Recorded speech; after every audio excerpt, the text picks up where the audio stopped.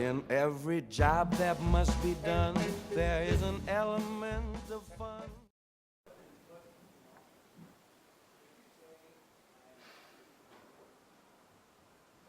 Hello, and welcome back to Kid Instructions.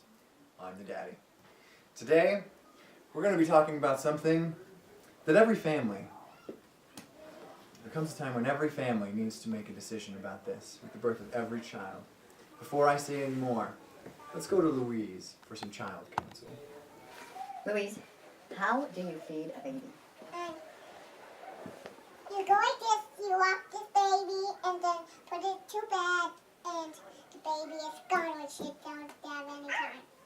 And then the mommy and daddy down the baby. And that was at the end.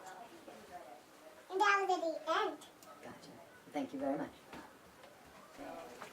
And there you have it, from the mouths of babes. Today, we are going to be talking about breastfeeding, and here at Kid Instructions, we are very, very firmly in favor of breastfeeding whenever possible. But we readily acknowledge also that there are times and situations when breastfeeding realistically becomes less of a viable option. So stick with us as we hear from a few different individuals with their very unique perspectives on breastfeeding. Stay with us. When I was pregnant with my first child, I was told a little bit about breastfeeding and that it would be an enjoyable experience and it would come very naturally. I did not have that experience. It wasn't natural at all, and my son had a really hard time feeding, as all three of my kids have. In the beginning, I was really frustrated because I had, hundreds of opinions coming my way, and I didn't know who to listen to. What I've done differently with my third, Lucy, is I've found people that I can trust and confide in and look to as mentors.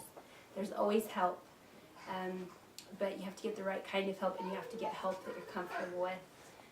There's lactation specialists that you can consult with. There are support groups probably in your community that you can look up on the internet and find somebody that you trust. Find somebody that you feel like you can turn to. That's what I've done, and it's been a much more enjoyable experience. Don't give up. It is very important, but it's not important to the extent of losing your sanity to breastfeed. Just do your very best and trust in yourself, and you'll be able to do it if it's what needs to happen. I have really loved nursing this time, the second time along. With my first daughter, it was just kind of a struggle from about 4 months on. I just felt like I was forcing her to eat, and I should have just let her wean herself when she was ready, but instead we went until about 9 months. But she has such an active personality and such a she's always going, always on to the next thing, that she just didn't care about nursing. And when we finally did stop, she just couldn't have cared less, which was a little sad for me. But then with Cora, we were living in Chicago all by ourselves, and so I had nobody around to help me or to bounce ideas off of. And actually in the hospital, I kind of waited for a lactation consultant to come around, because when I had Louise in St. George, there were like 5 that came in the first night, separately of course, but with Cora, nobody ever came in, and so that was interesting. But before I had Cora, I read the La Leche League, The Womanly Art of Breastfeeding, which helped immensely, and it really taught me about the importance of breastfeeding and the effects of breastfeeding, the health effects for both, the benefits for both the baby and me. I hadn't realized many of them, so I highly recommend every mother read that book. With Cora, since we were in our own home, with Louise we lived with our parents while we were getting ready to move to Chicago, but with Cora, we were alone in our own house, so I felt like I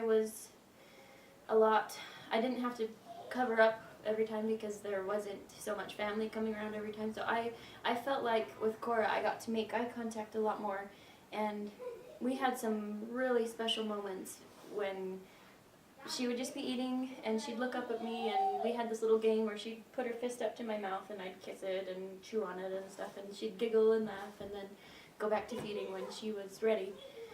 And those are some really special moments. I really have loved that. And another thing that has been really easy with breastfeeding this time along is when she was really young and getting up in the middle of the night a lot to eat, it was really convenient to just be able to feed her in bed and laying down. Like, I barely had to wake up. I just grab her, pull her in bed with us, and feed her, roll over to the other side, feed her, and put her back. Or even sometimes we would just sleep with her in our bed with us. We had a little barrier that she would just sleep in between so that we wouldn't, and she was up by our head, so we weren't really worried about rolling over her. And it's just been a really special time the whole time. I think she's getting ready to wean, so it's a little bit bittersweet, you know. I'm excited to not have to worry about that, but I'm also a little bit sad to be coming to the end of those special moments. And that's how it's done. Thank you for joining us today at Kid Instructions. We hope you enjoyed this video and any other videos of ours that you watch. If you haven't already, please subscribe to our channel here on YouTube, and feel free to follow us on Facebook, Instagram, any of those other social sites that you use, that we also use. But again, we appreciate your views, we appreciate you being here. We encourage you to follow up on any of the links to other videos or any of the information links we have below in the comments. And again, we just want to thank you. So again, hang loose. This is us, Kid Instructions.